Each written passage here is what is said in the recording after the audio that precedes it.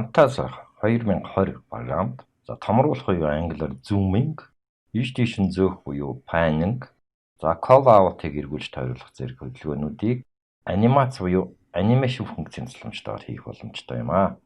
Анимацийг үзэгчийн анхаарлыг татах, зураглаж үзүүлэхэд ашиглахад тохиромжтой байдаг.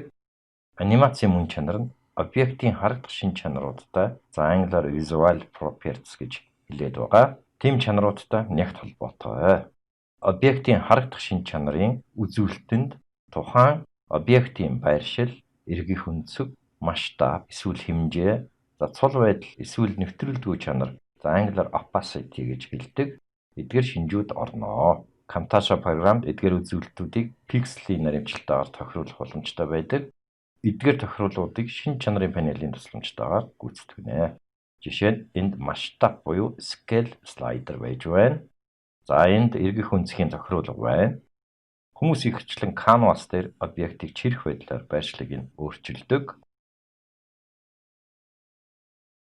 Canvas дээр объектийн байршил болон эргүүлэх өнцгийг өөрчлөх болгонд шин чанарын панель дахь үзүүлэлтүүд яг адил утгаар өөрчлөгдөж байдаг. Аль ч аргаар ажиллаж болно.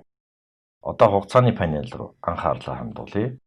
Энд canvas дээр харагдаж байгаа объекттай адил объектыг харуулсан байгаа. Харагдцын чин чанарын үзүүлэлтүүд тогтмол байна. Гүгч толгой хугацааны хуваарийн дагуу чирэхэд canvas дээр буюу ажлын талбар дээр өөрчлөлт гарахгүй нь харагдаж байна. Хугацааны эхлэлээс төгсгөл хүртэл тогтмол шин чанартай байна гэж хэлж болох юм. Энд энэ объект руу анимац оруулахын тулд хэрэгслүүдийн панелд анимашн мөр дээр давшина. Анимашн тав дээр давшлоо. Анимацийн төрлөө сонгоод тухайн клип рүү чирч аваачна. За ингэж чирч аваачаад маусны тавчийг суллахад клипийн дотор анимац үүссэнийг илтгэх сум бий болно. За энэ сум нь харагдцын нэг төлөвөөс өөр харагдцын төлөв рүү шилжсэнийг харуулж байгаа болно. Сумны урт нь харагдцын нэг төлөвөөс нөгөө төлөв рүү шилжих өөрчлөл хэр зэрэг үргэлжлэхийг харуулж байгаа болно. Үүнийг анимацийн хурд гэж хэлж болно. Гүгч толгой гүйлгээд үзэхэд canvas дээр ямар нэгэн өөрчлөлт гарахгүй байгаа нь харагдаж байна. Учир нь хоёр харагдцын төлөвүүд яг адил шин чанарын үзүүлэлттэй байгаа юм. Анимацийн тохируулгыг хийхин тулд тухайн клипээ сонгоод гүгч толгойг клипийн төгсгөлд аваачиж байрлуулвал клипийн төгсгөл хэсгийн харагдцын шин чанарыг өөрчилнө гэсэн үг юм. Хэрэв гүгч толгой клипийн эхлэлд аваачиж байрлуулвал эхлэл хэсгийн анимацийн шин чанарын үзүүлэлтийг өөрчилнө гэсэн үг юм аа. Мөн сум дээр 2 удаа давшилт хийхэд гүгч толгой сумны төгсгөлд автоматар очиж байна. Босоо шугам үүнийг харуулж байна.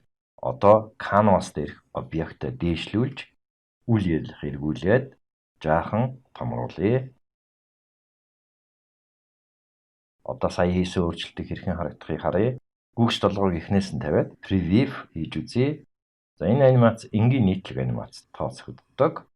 Арай илүү төвөгтэй гэмээр анимац хийхэд дасгал туршлага маш чухал байдаг. Жишээ нь энэ Teach with Camtasia-гийн сургалт гэсэн анимацыг энд харуулж байна. Энэ анимацыг харахад энд group анимац үүсгэсэн харагдаж байна. Одоо анимацтай холбоотой хэд хэдэн командуудыг авч үзье. Хугацааны панелд сум дээр маусны баруун тавчийг товшоод уг анимацыг копи хийж аваад уг замын эсвэл өөр замын клип рүү пейст буюу буулгаж өгч болно. Энэ техникийг янз бүрийн зургуудыг нэг хэв загвар хэм маягаар гаргаж ирэх үйл ашиглаж болохыг энд харуулж байна. Маусны баруун тавчийг давшоод Enable Easing гэсэн мөрийг харъя. За Easing функц нь анимацийн хөдөлгөөний хурдыг тохируулах зорилттой ба энд 5 сонголтын төлөв байна. За эхнийх нь цаанаасаа тохируулагдсан default төлөв байна. За хөдөлгөөн нь экспоненциал байдлаар хөдөлдөг. За хоёр дахь төлөв нь оролт гаралт нь экспоненциал. Гурав дахь нь linear буюу шугамн төлөв байна. Дөрөв дэх төлөв нь spring буюу өсрэлттэй. Тав дахь нь bounce буюу буцан ойх гэсэн төлөвүүд байна.